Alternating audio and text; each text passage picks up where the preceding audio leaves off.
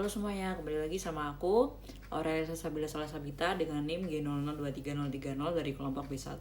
Pada video kali ini aku mau jelasin tentang neuroanatomi dan jaros optik. Oke, pertama aku mau jelasin tentang area Brodmann.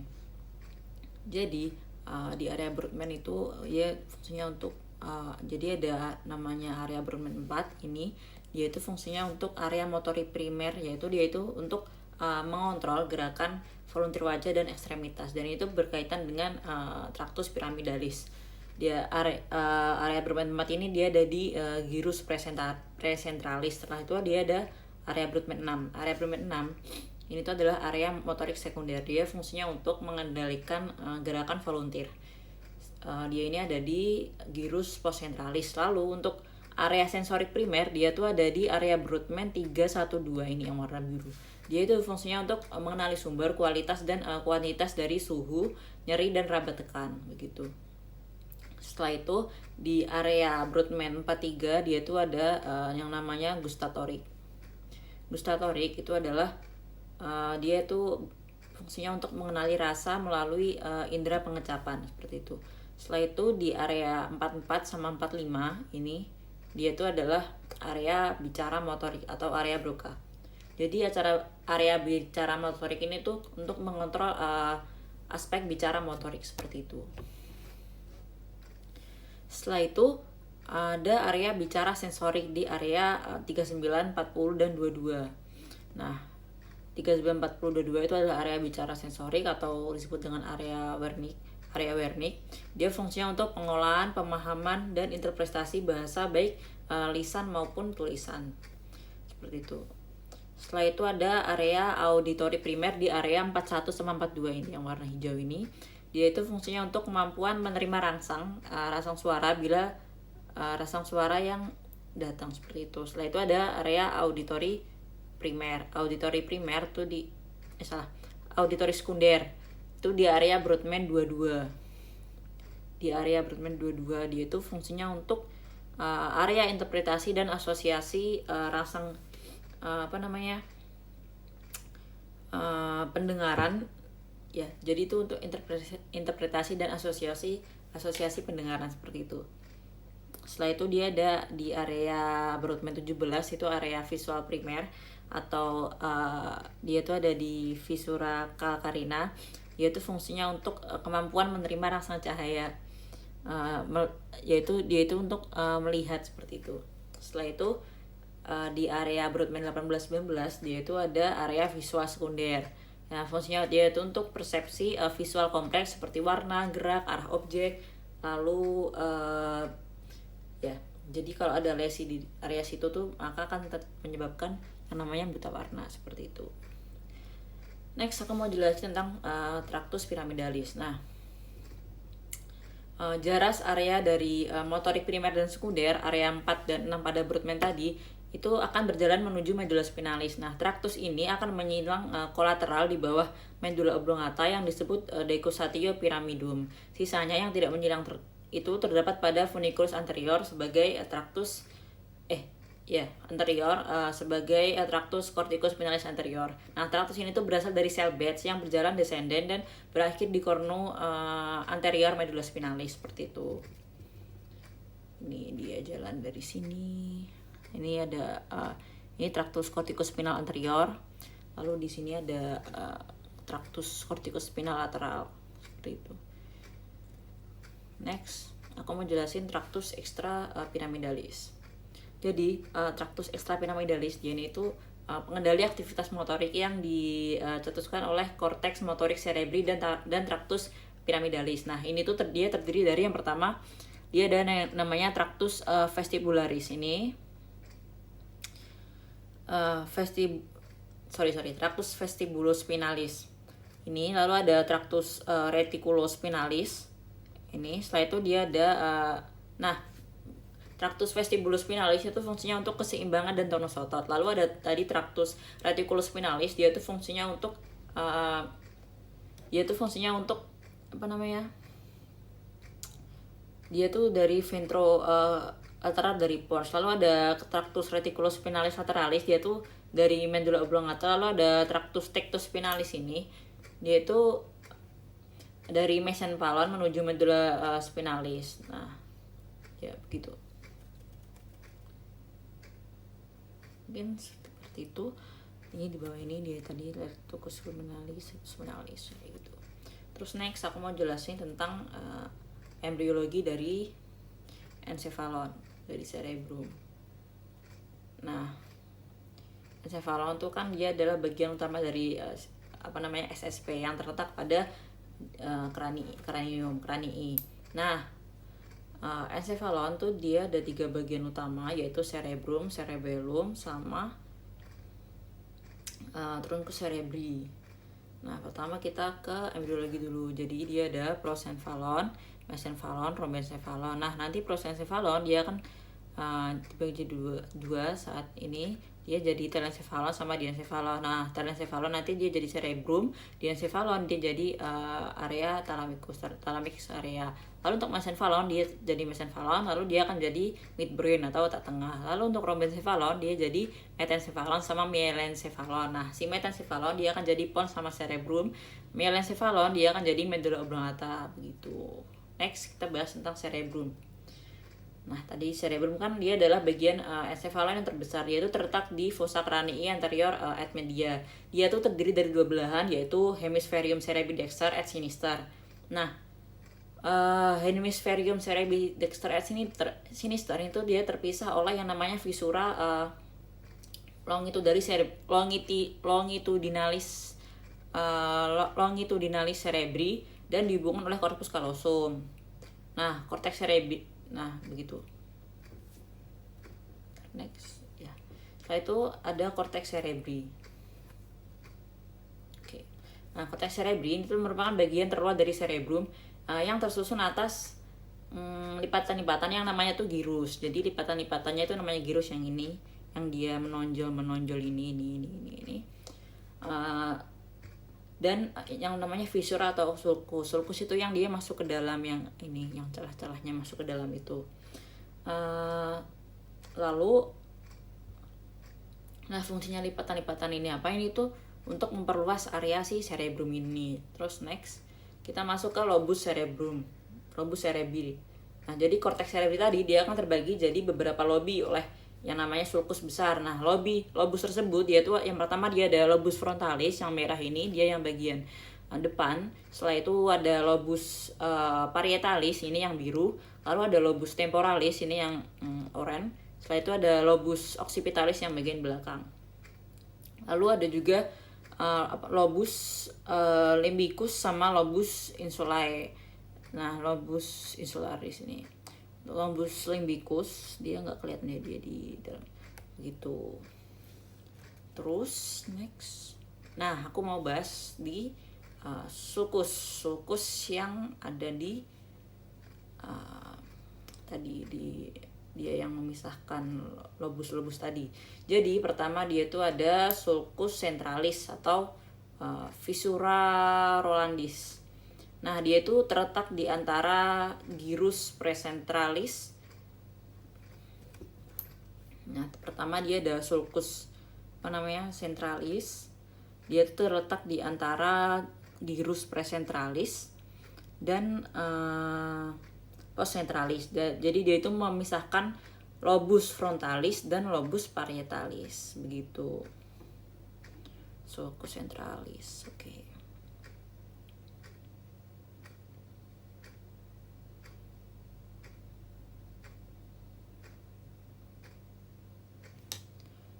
Sulcus centralis itu ini. Setelah itu ada sulcus lateralis cerebri sylvie. Nah, ini sulcus lateralis ini. Nah, dia ini memisahkan antara lobus temporalis dari lobus ventralis dan parietalis. Setelah itu ada sulcus parieto-occipitalis. Nah, sulcus parieto-occipitalis dia ini tuh memisahkan lobus parietalis dan lobus occipitalis seperti itu. Jadi ada sulcus parieto-occipitalis. Ini.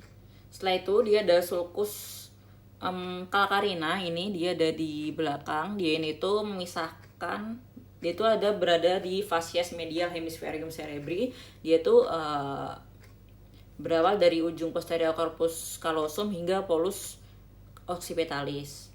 Nah, sementara untuk gyrus tadi kan ada banyak gyrus yang dari sulcus tadi itu ada di gyrus lobus frontalis. Di gyrus lobus, bentar di sini aja. Di gyrus di sini. Sorry. Di gyrus lobus frontalis dia itu ada gyrus presentalis, dia itu terletak di antara sulcus presentalis dan sulcus centralis. Lalu ada gyrus frontalis superior, dia itu di superior sulcus frontalis superior. Lalu ada gyrus frontalis medius, dia itu di antara sulcus frontalis superior inferior. Lalu ada gyrus frontalis inferior, dia itu di antara dia itu di inferior sulcus frontalis inferior. Setelah itu ada gyrus si lobus parietalis yang di ini, yang di di belakang sini, gyrus, bentar, tadi ada gyrus parietalis. Nah, dia itu ada gyrus postcentralis. Ya, ini gyrus postcentralis, dia itu terletak di antara sulcus centralis dan sulcus postcentralis. Lalu ada gyrus parietalis superior, gyrus parietalis sama gyrus parietalis inferior, seperti itu. Setelah itu masuk ke gyrus parietalis superior inferior, dia itu dipisahkan oleh sulcus intraparietalis. Setelah itu untuk gyrus lobus temporalis, dia itu ada gyrus temporalis superior, lalu ada gyrus temporalis medius dan gyrus temporalis inferior. Setelah itu di gyrus lobus occipitalis, dia itu ada gyrus occipitalis superior sama gyrus occipitalis inferior. Terus untuk gyrus lobus limbicus, dia itu ada gyrus cinguli, gyrus parahipokampalis, area subkalosi, sama formatio hippocampii. Lalu untuk gyrus lobu insulae, dia itu ada gyrus longus insulae, gyrus brevis insulae, gyrus longus dan brevis insulae. Oh enggak, cuma dua itu, gyrus longus sama gyrus brevis.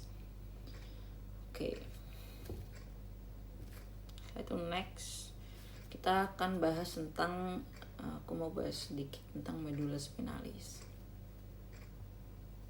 Nah, medulla spinalis atau yang biasanya lebih dikenal dengan sumsum tulang belakang, dia itu adalah struktur penting dalam sistem saraf pusat yang terletak di dalam tulang belakang berbentuk seperti tabung panjang derapu. Nah, dia itu terbentang dari trunkus cerebri di bagian atas hingga di bawah punggung. Jadi dari sini sampai bawah sini.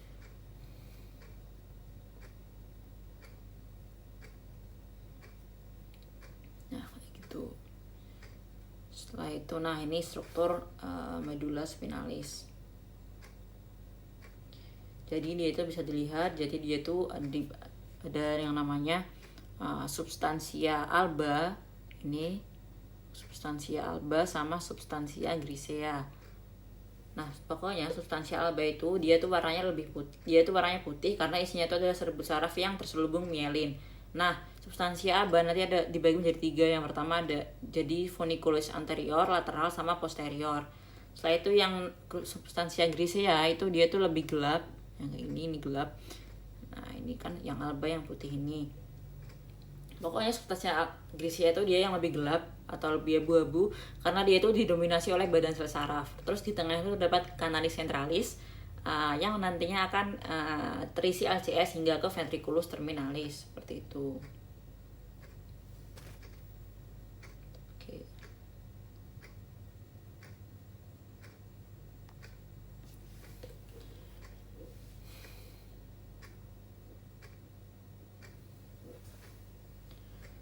Udah.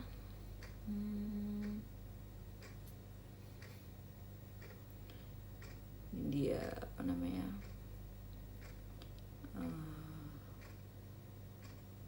thoracalis, ini cervicalis, ini lumbalis. Cervicalis dia itu C1 sampai 7, thoracalis itu T1 sampai T12, lalu lumbalis itu L1 sampai L5, lalu untuk sacrum dia itu S1 sampai S5 kayak gitu. Oke, next.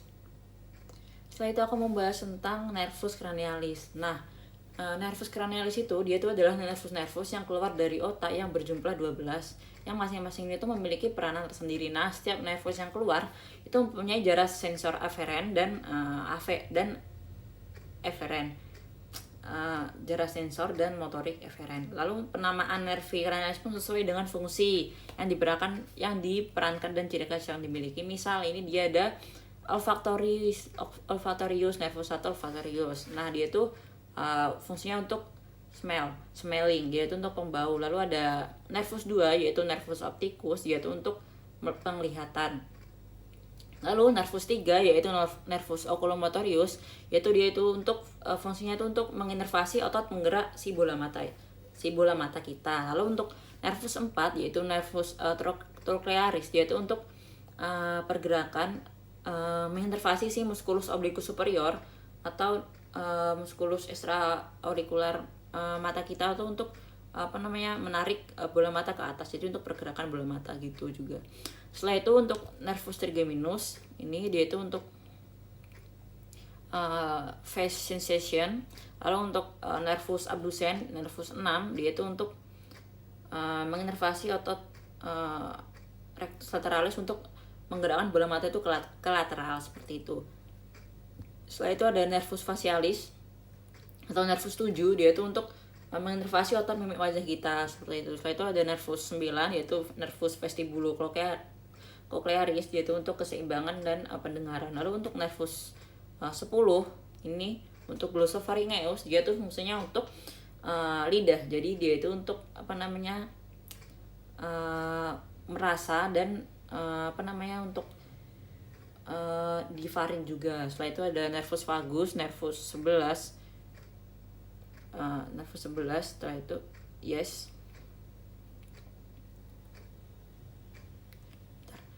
glossopharyngeus. Sorry. Facialis tadi kan dia nervus 7, vestibulocochlearis tadi 8, glossopharyngeus itu 9. Nah, vagus itu 10, fungsinya nervus vagus dia itu untuk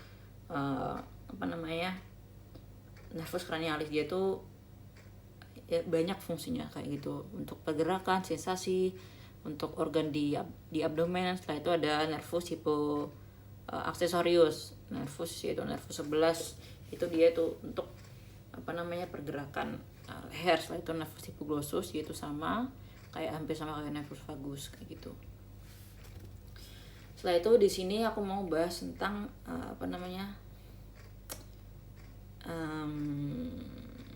tempat keluar dari si nervus cranialis ini. Oh iya, tadi nervus cranialis itu secara asalnya itu dibagi menjadi 2, yaitu dia ada yang berasal dari encefalo dan batang otak. Nah, yang dari encefalo dia itu adalah nervus 1 dan 2. Lalu untuk batang otak yaitu ada nervus 3 sampai nervus 12 kayak gitu. Ini tempat keluar dari si nervus cranialis. Ini kita ke yang lunak dulu. Jadi yang pertama dia nervus olfactorius, ini dia tuh keluar di bulbus olfactorius. Setelah itu nervus opticus, nervus 2, dia itu keluar dari olfactorius opticus nomor 2, dia itu keluar dari yang namanya chiasma opticum kayak gitu. Bentar, tadi ini gambar yang lebih jelas. Nervus opticus itu keluar dari chiasma opticum. Lalu untuk nervus oculomotorius ini dia itu keluar dari fossa interpendicularis kayak gitu. Setelah itu untuk nervus trochlearis, nervus 5, dia itu keluar dari caudal colliculus inferior. Lalu untuk nervus trigeminus, nervus 5, dia itu keluar dari brachioum pontis. Lalu untuk nervus 6, nervus abducens, dia itu keluar dari sulcus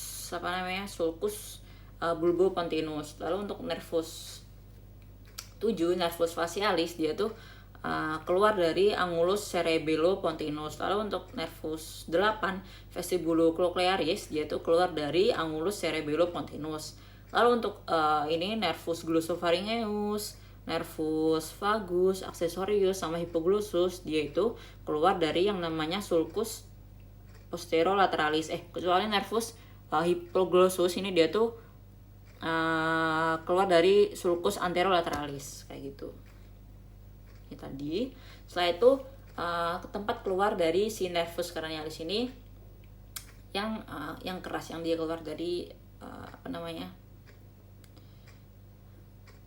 dari cranium pertama dia tuh ada nervus olfactorius. Nih, dia olfactorius, dia tuh keluar dari foramina fibrosa dari osis. Oke.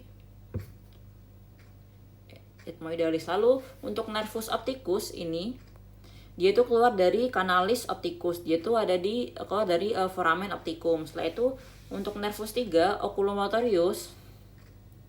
Oke. Dia itu keluar dari viscera orbitalis superior. Jadi untuk nervus 3, 4, 6 terus nervus ya ini abdusen keluar dari viscera orbitalis superior. Setelah itu untuk nervus 7 ini facialis ini keluar dari meatus ausculticus internus. 7, 8 dia keluar dari ausculticus internus. Lalu ini tuh 9 dia keluar dari foramen jugulare. Nervus 9, 11 dia dari foramen jugulare. Lalu untuk nervus pugosus dia ini keluar dari canalis condylaris kayak gitu. Next aku mau bahas tentang Circulus arteriosus willisi. Jadi Circulus arteriosus willisi ini atau yang disebut dengan Circle of Willis, dia itu adalah suatu jaringan anastomosis arteri yang berada di dasar otak. Nah, struktur ini tuh memainkan peran yang sangat penting dalam suplai darah ke otak dan memberikan jalur alternatif jika terjadi penyumbatan di salah satu arteri utama. Nah, struktur itu terdiri dari 2 arteri, carotis interna, dextra et sinistra. Jadi dia ada carotis internal, dextra et sinistra. Jadi 2 arteri cerebral anterior ini, lalu ada arteri komunikas anterior, lalu ada ya fungsinya ini adalah sebagai suplai darah ke otak dan jalur alternatif kayak gitu. Jadi dia di sini tuh dari arteri vertebralis, yaitu jadi sini tuh jalan ke sini. Nah, di sini tuh ada arteri cerebri superior. Nah, arteri cerebri superior ini tuh ya superior. Setelah itu jalan ke sini, dia tuh ada arteri cerebri posterior.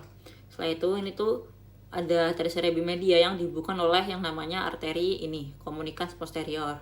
Jadi cerebri media sama posterior dia dihubungkan oleh komunikas komunikas posterior. Setelah itu di sini dia ada arteri cerebri anterior. Nah, cerebri anterior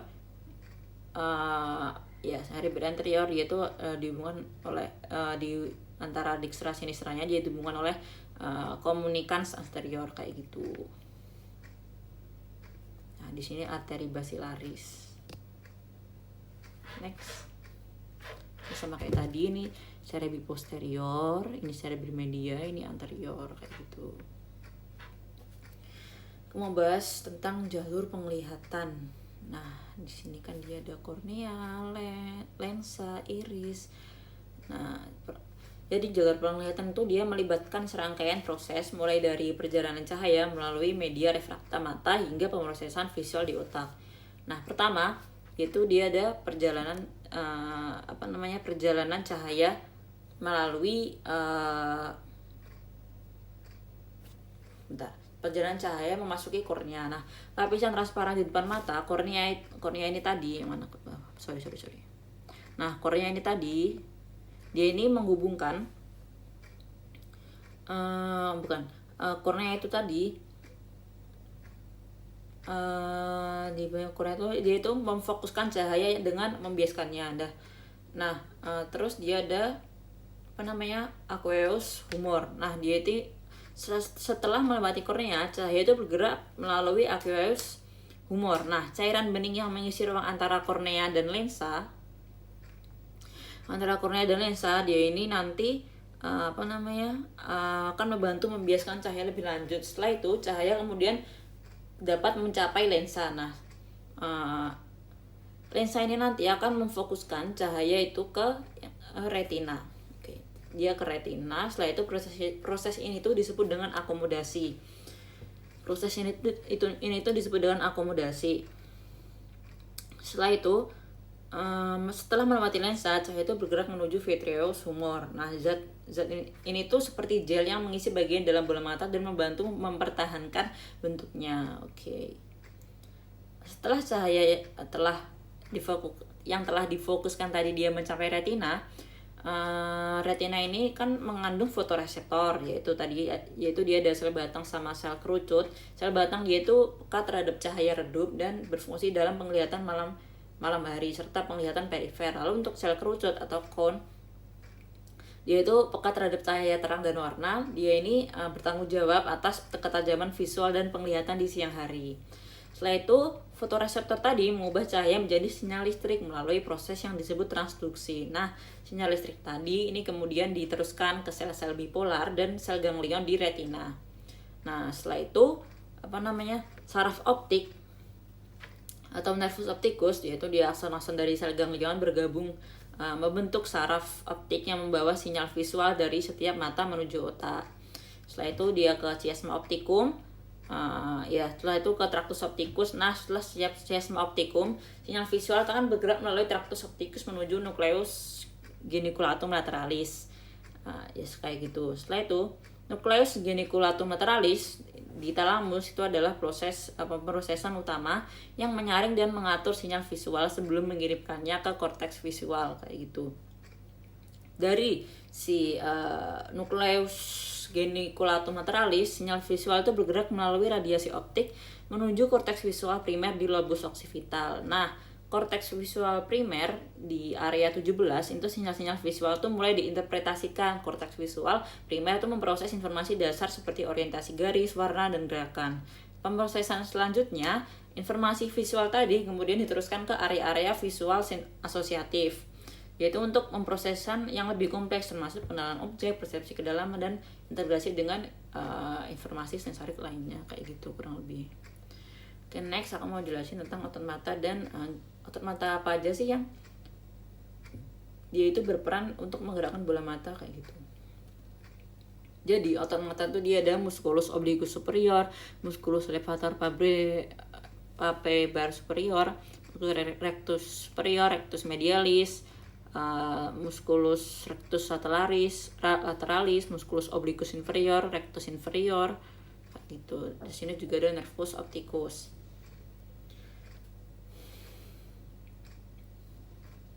Nah, otot yang berperan untuk menggerakkan bola mata itu jika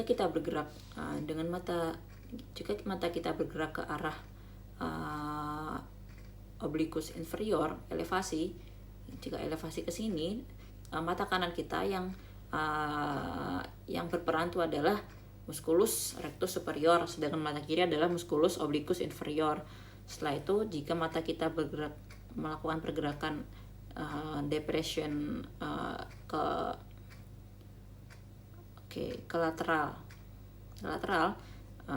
dia itu akan mata kanan kita tuh rectus inferior, mata kiri kita obliquus superior. Lalu kayak gerakan melihat ke kanan, melihat ke kiri, melihat ke kanan, otot mata kita yang berkenan itu adalah rectus lateralis dan rectus medialis. Kalau ke kiri rectus medialis, rectus lateralis, ini obliquus inferior, ini superior, ya kayak gitu. Next aku mau jelasin simpatis dan parasimpatis.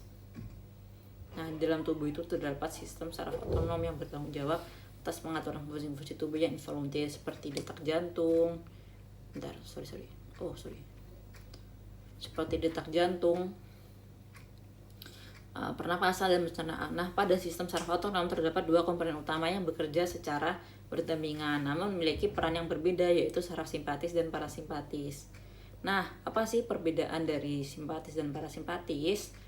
Jadi dia perbedaannya itu distribusinya tuh sudah beda. Jadi untuk simpatis dia itu di segmen torakolumbal, untuk parasimpatis dia itu di segmen kraniosakral.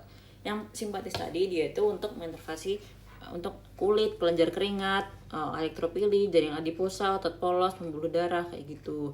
Lalu untuk si parasimpatis tadi dia itu terbatas pada kepala dan organ dalam dada, perut, dan panggul, dan juga beberapa pembuluh darah, kayak gitu. Setelah itu untuk lokasi preganglion dia itu untuk simpatis dia itu cornulateralis atau nucleus intermediolaterales, yaitu dia segmen medula spinalis segmen T1 sampai L2, kemudian menuju ganglia truncus sympathicus atau ganglion preventricularis. Setelah itu parasimpatis, yaitu nukleus saraf kranial 3, 7, 9, dan 10. Setelah itu untuk panjang akson saraf simpatis ini, dia tuh neuron preganglionik itu memiliki akson pendek dan neuron postganglionik itu aksonnya panjang kayak gitu. Setelah itu untuk parasimpatis, dia tuh neuron preganglion itu memiliki akson yang panjang dan postganglionnya itu malah pendek kayak gitu. Lalu untuk neurotransmitternya sendiri, untuk si simpatis ini dia itu neuron preganglionik ini dia melepaskan asetilkolin, sedangkan neuron postganglionik itu melepaskan norepinefrin. Kalau yang parasimpatis, pre dan postganglionik itu melepaskan asetilkolin, jadi dia sama. Setelah itu untuk efek fisiologis, yang simpatis yaitu fight or flight. Kalau yang parasimpatis itu rest and digest, jadi rape and take a poop.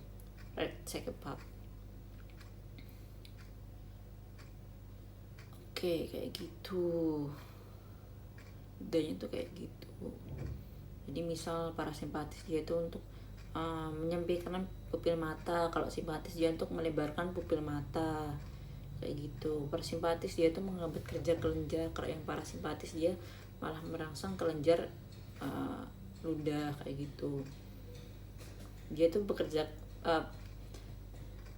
fungsinya, cara bekerjanya itu keterbalikan kayak gitu. Satunya dia menghambat, satunya dia malah merangsang aktivitasnya kayak gitu. Setelah itu aku membahas tentang modalitas si saraf kranial. Nah, modalitas saraf kranial ini itu dia ditentukan oleh arah rangsangan. Dari mana dan akan menuju kemana. Yang pertama dia ada afferent. Jadi jika rangsang tersebut berjalan dari reseptor organ ke pusat saraf, dia disebut dengan afferent. Lalu untuk efferent, yaitu jika rangsang tersebut itu berjalan dari pusat saraf ke efektor organ. Nah, bentuk rangsangan yang diterima oleh organ itu ada dua bentuk, yaitu pertama adalah general sama spesial. General dia itu rangsang umum berupa nyeri sakit kayak raba, tekan, panas, dingin, maka komponennya itu disebut sebagai general. Kalau spesial yaitu rangsang khusus seperti yang datang pada organ-organ indera kayak mata, telinga, hidung, lidah kayak gitu.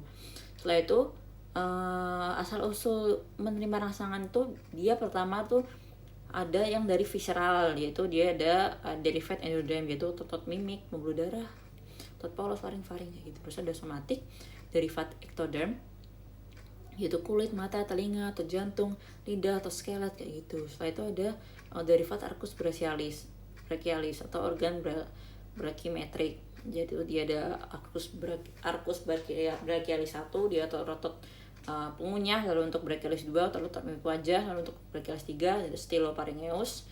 Brachialis 4 sampai 5 atau otot faring, laring, dan palatum. Lalu untuk arcus brachialis 6 dia itu musculus sternocleidomastoideus dan musculus trapezius. Nah, si modalitas saraf kranial ini dia dibagi menjadi 7 ini. Yang pertama dia ada GSE, yaitu General Somatic Efferent, yaitu untuk motorik untuk otot skelet umum. Setelah itu ada GVA yaitu dia General Visceral Efferent, yaitu untuk autonom parasimpatik, kelenjar, dan pupil kayak gitu. Setelah itu untuk GVA dia itu General SVE, setelah itu Special Visceral Efferent, yaitu untuk motorik otot skelet yang berasal dari arcus branchial, yaitu otot pengunyah mimi wajah, musculus sternocleidomastoideus, musculus trapezius, dan lain-lain. Itu ada GVA, General Visceral Efferent, yaitu sensorik umum pada organ visceral seperti nyeri, suhu, raba, tekan kayak gitu. Lalu ada SVA, yaitu Special Visceral Efferent, yaitu untuk indera khusus, yaitu untuk penciuman, pengecapan yang ada hubungannya dengan makan. Untuk GSA ada General Somatic Efferent, yaitu untuk sensorik tubuh seperti nyeri, tekan, suhu, raba. Untuk SSA dia adalah Special Somatic Efferent, yaitu untuk sensorik untuk indera khusus dari tubuh, visual, keseimbangan, pendengaran, dan dia ini tidak ada hubungan dengan makan. Nah, Pertama ini dia ada nervus 1, yaitu nervus olfactorius. Dia itu modalitasnya adalah SVA tadi, yaitu special visceral afferent. Nah, dia itu fungsinya untuk tadi kan dia untuk untuk penciuman kayak gitu. Untuk setelah itu ada nervus 2, nervus opticus. Ini tuh dia adalah SSA, special somatic afferent. Nah, dia fungsinya untuk dia tuh sensorik indera khusus tubuh. Nah, dia kan di mata, jadi untuk visual gitu. Untuk nervus 3 ini oculomotorius, dia itu ada dua modalitas, GSA dan GVA. GSA dia tadi general somatic afferent, yaitu untuk motorik otot skelet umum. Lalu GVA untuk parasimpatis kelenjar sama pupil. Nah, tadi dia kan pupilnya kayak dia membesar, mengecil kayak gitu. Nah, itu ada nervus 4, nervus trochlearis. Dia itu GSA. Apa itu GSA? Yaitu general somatic afferent, yaitu motorik untuk otot skelet umum. Ya, tadi dia kayaknya untuk ini membuka menutup mata, menggerakkan bola mata kayak gitu. Dan nervus 5, nervus trigeminus, yaitu SFA sama GSA. SFA itu adalah special visceral afferent. Dia itu untuk motorik otot untuk mengunyah, untuk ya dia kan ada di gigi, logam mulut, orbital kayak gitu, mengunyah, terus wajah seperti itu. Setelah itu GSA tadi dia adalah general somatic afferent. Dia ada sensor untuk tubuh seperti nyeri, suhu, rabatan kayak gitu. Setelah itu nervus abducens, nervus 6.